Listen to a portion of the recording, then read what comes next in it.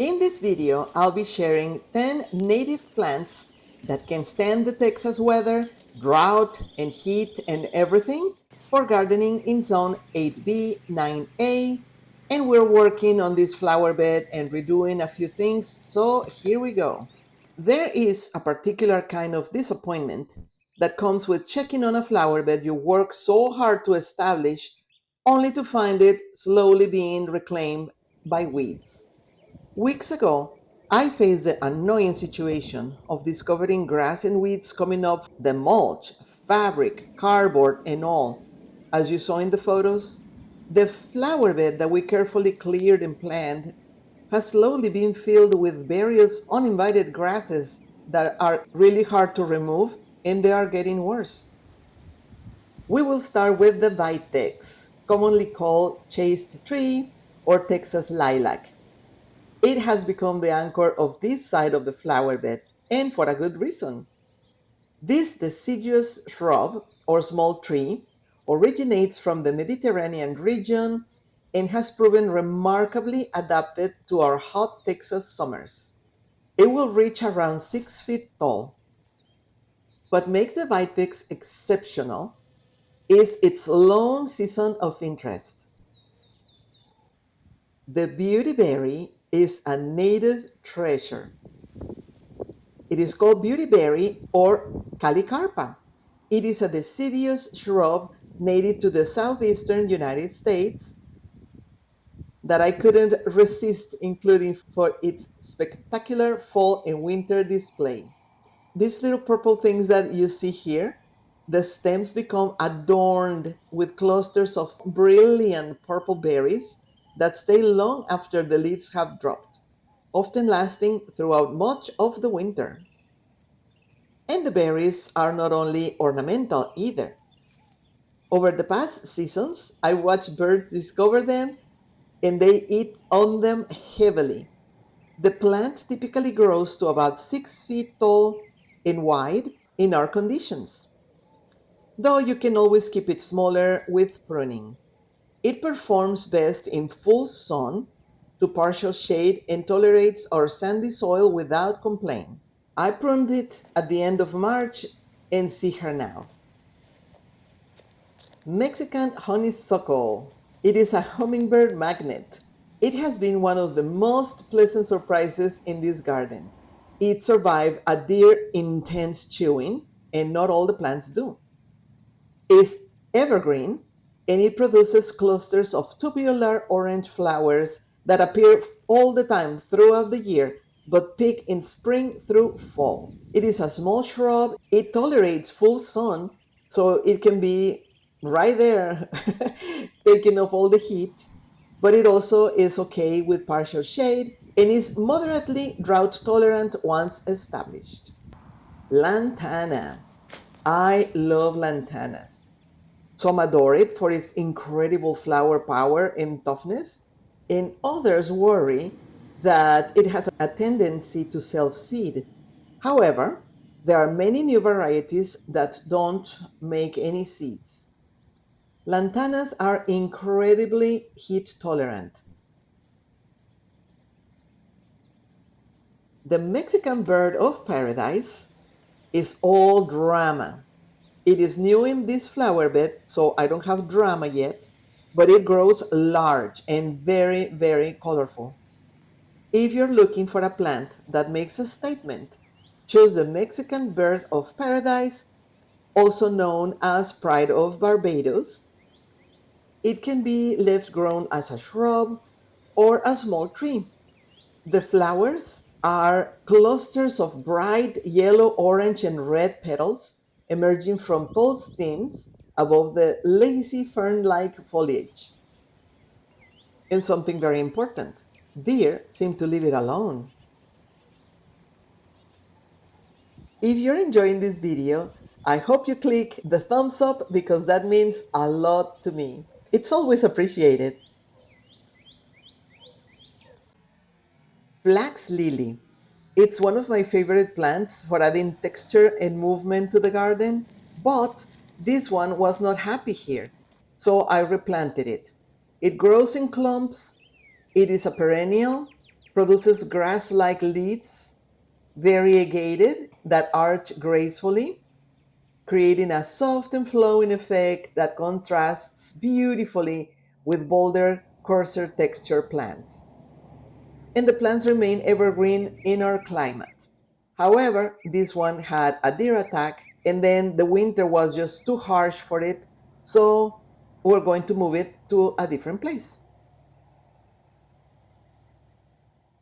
I had also a recommendation of the blue agave because no water-wise garden is complete without at least one agave. I had chosen this medium-sized variety because it looks beautiful, but the deer paid a visit and not only chewed on it, they also pulled it from the ground. So I had to replant it in a pot. I have a video about it if you want to watch it. Once established, the agave requires almost no water and survives temperatures that would kill most other plants. They do produce offsets or pops that can be removed or allowed to form clumps around the mother plant. Rosemary. This is another that I had to replant, but the rosemary has a great fragrance and it is perfect for these conditions of our planting zone 8B, 9A, which is hot, dry summers, and it needs well draining soil. It is modest in size and perfect for pots. I love it. My rosemary is yet to flower, but they have small blue flowers and it attracts bees at the time when few other plants are in bloom. Rosemary requires full sun and it will tolerate poor rocky soil. We rarely water this one after it is established, and the pruning is minimal, just enough to shape it and encourage dense growth, or if you want to propagate. Let me know in the comments which one is your favorite plant and if you have it already in your flower bed. The red yucca. It is a clumping perennial and it forms a shape like a fountain of narrow arching evergreen leaves that remain attractive year around. The red yucca in late spring and through the summer, it sends up tall flower spikes reaching 3 or 4 feet tall, each of them bearing dozens of coral pink little flowers that hummingbirds love.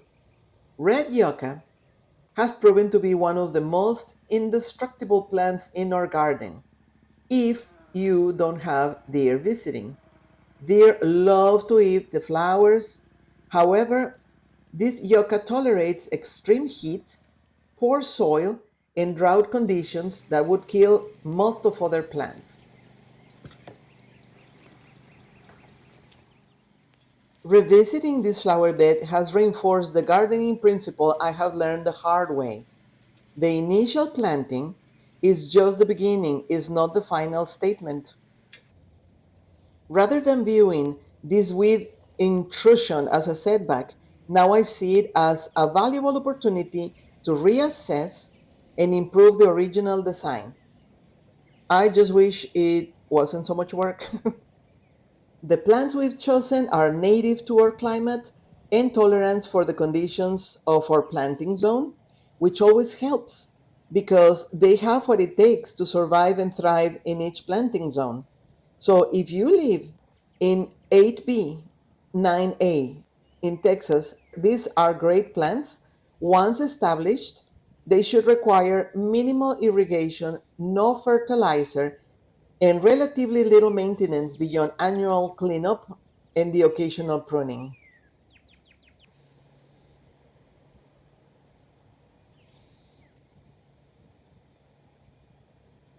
Silver sage or barometer plant, also known as cenizo. They are beautiful with the silvery foliage. It creates a luminous effect that brightens the garden even in overcast days and reflects heat in a way that benefits the plants around it, supposedly. Hummingbirds love it. When it is about to rain, it has all these purple flowers everywhere and is visited by all the pollinators and the hummingbirds. Silver sage. requires good drainage and full sun to maintain its compact silvery form. It can grow around 7 feet depending on the variety. It loves any type of soil and remains nice looking in the winter as well, which is important when nothing else is green. And like I said, it predicts rain by getting covered in purple flowers. As the plants kept growing, we moved and relocated the fountain to another side where we can see it better now that the plants are so much taller. And we can see it from the window. So we can see the beautiful birds visiting and the pollinators drinking here and there. Plus, eventually, I realized that having this little fence around each of the plants gives birds a little place where to stop while they go back into the water or go and visit another of the flowers. Overall, it has been a nice change, and I'm very happy with how things are turning so far. If you want to see more flower bed videos, check over here to see a playlist full of gardening videos.